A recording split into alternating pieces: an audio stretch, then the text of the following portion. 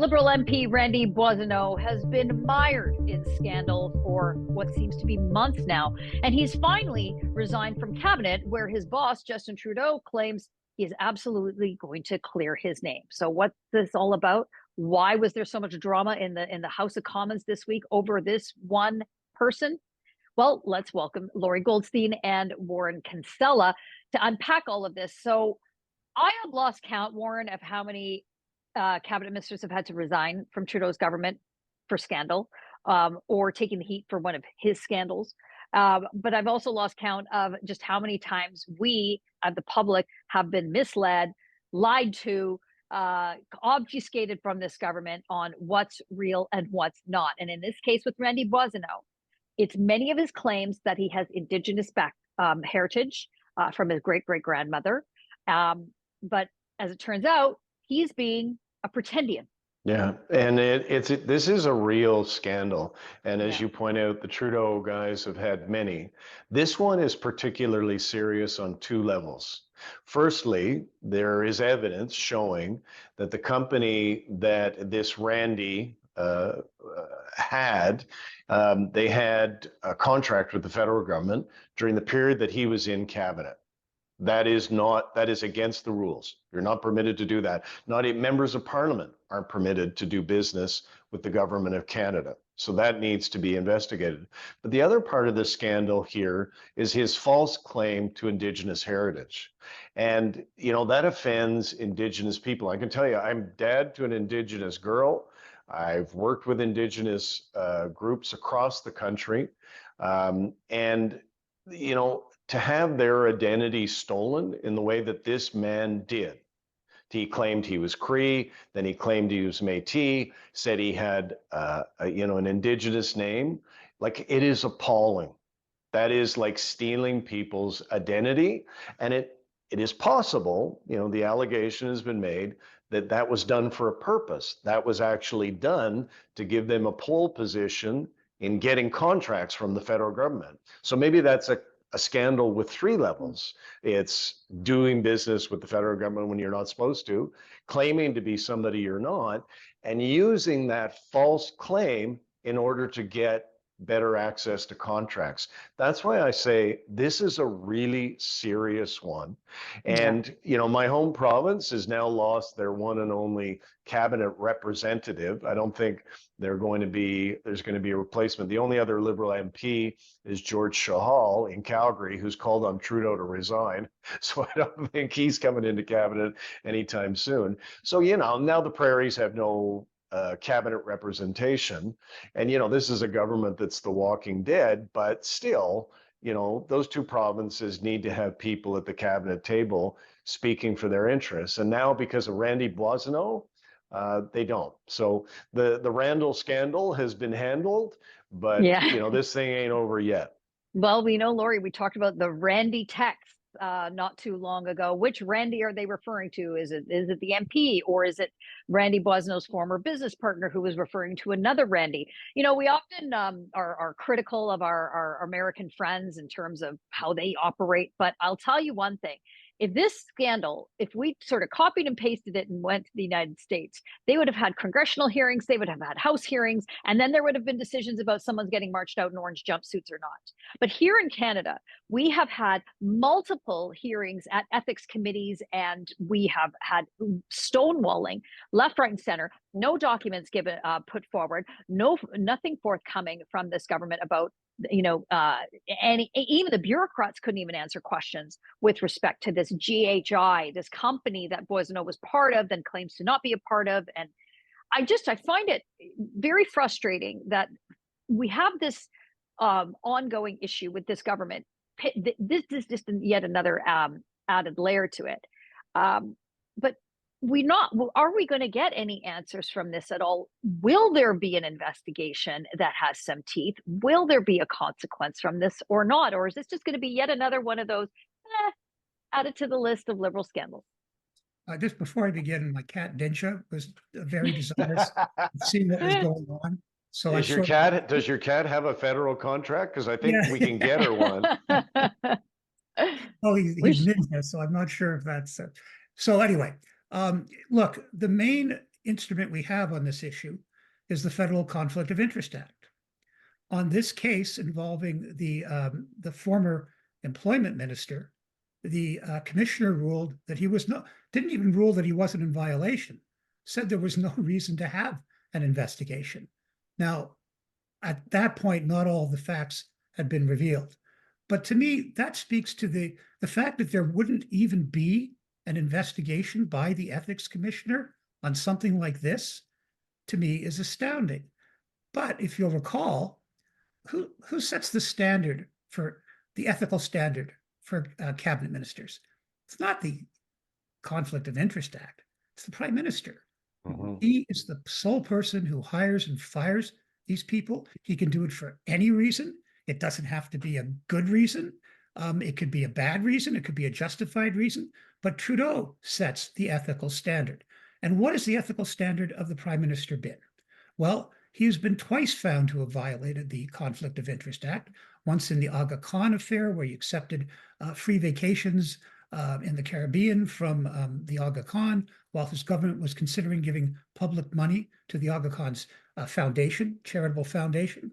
He's been found more seriously of trying to get the former Attorney General, the former Indigenous Attorney General, Jody Wilson-Raybould, to grant a deferred prosecution agreement for his own purposes, for his own political partisan purposes, to get to basically say, okay, we're not going to prosecute you criminally. We're going to give you a deferred prosecution. The Auditor General ruled that violated the act.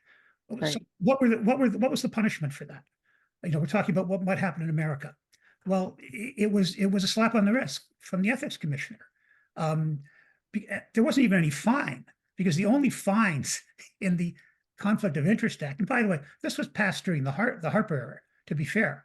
The only fines is if you don't get your paperwork on time, and it's a matter of $500. His Mary Ng, one of his cabinet ministers, gave a contract to a friend who was a liberal, two contracts to a friend who was a liberal advisor. The ethics commissioner said, what could be more obvious that if you're a cabinet minister and you control government money, you don't give it to your friends, right? Now, right. It was a small contract. The contracts were 25,000 or under, but and then she says that she apologized by saying it wasn't up to my normally high moral standards. No. Trudeau sets the standard here. Why should any of his cabinet ministers care about being admonished? Because the boss doesn't care. Remember, the boss said about the Aga Khan thing, well, I still think I was a friend of the Aga Khan, which means I would have been able to do it. He apologized, but he disagreed with her major finding, which is you weren't the friend of the Aga Khan. This wasn't a personal gift. It was your dad who was the friend. He disagreed. Probably in the other one, he said, I will never apologize for defending the employment levels in Quebec or anywhere else in Canada.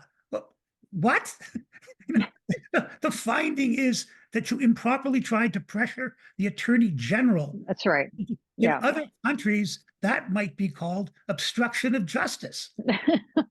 Warren, I think the die was cast pretty much from 2015 when this Trudeau government got elected, that there was this unethical streak because they felt above it all.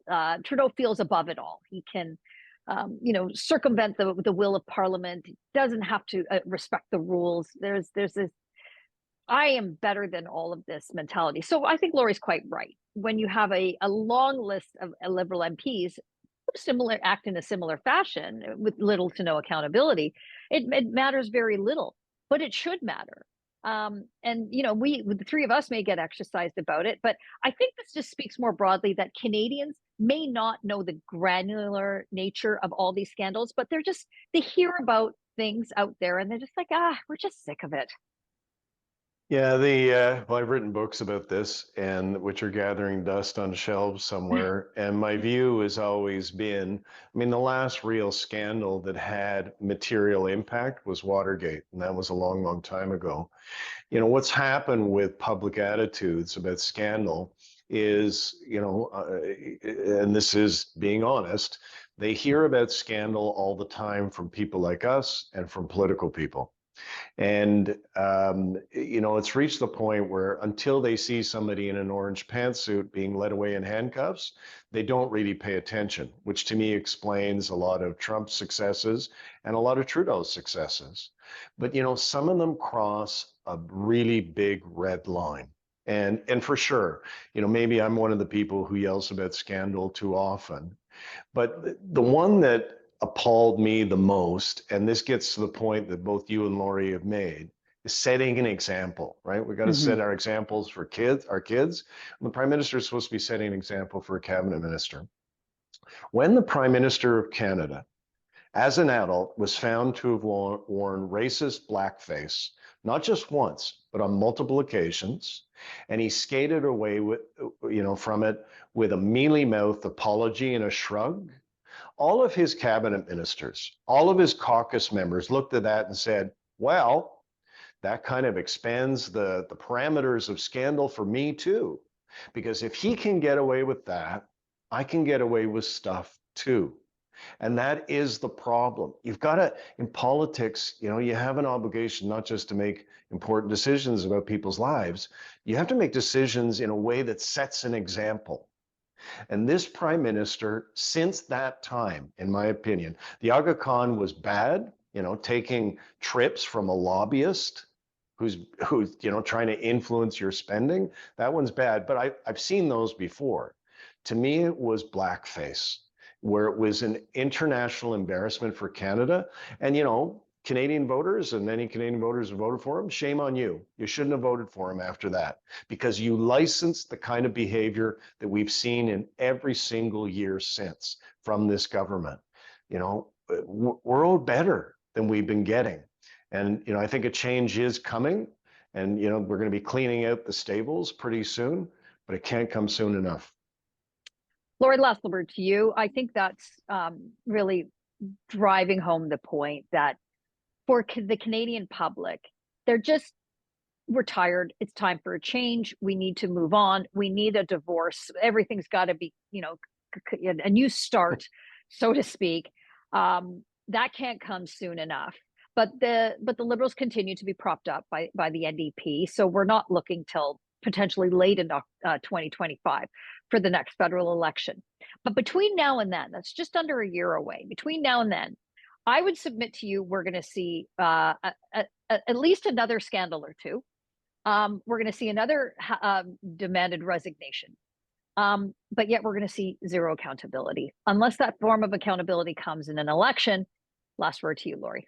Yeah, it has to come from the leader of the government, as Lauren has actually pointed out, certainly with the blackface scandal. Look, ethics are what you do when nobody's looking, right? Ethics require your internal and most of us have that. Most of us would know that if we're a cabinet minister, we're not supposed to give contracts to our friends, untendered contracts to our friends. We're not supposed to pressure people who are in the judiciary or the attorney general to make decisions that are their decision to make. Most people would instinctively know that. They don't need a commissioner to do that. And so the problem is, Warren hit the nail on the head when the leader of the country showed he was unethical. Don blackface as a younger man, but so many times he doesn't remember how many. Sorry. That speaks to me to a moral deficiency. He says that his privilege blinded him, blah, blah, blah. No, I knew at that age. You knew at that age. Warren knew at that age. Most Canadians knew at that age. You don't do things like that. Our Prime Minister doesn't. What does that say about our current government? It never ceases to amaze me about the Trudeau blackface. He took the makeup on a canoe trip, which is just clueless to me. But good governance is not synonymous with the Trudeau Liberals. It's the word scandal. Let us know what you think in the comments below. Like this video and subscribe to our YouTube channel. Go to theTorontoSun.com. You'll find commentary and coverage there you will not find anywhere else.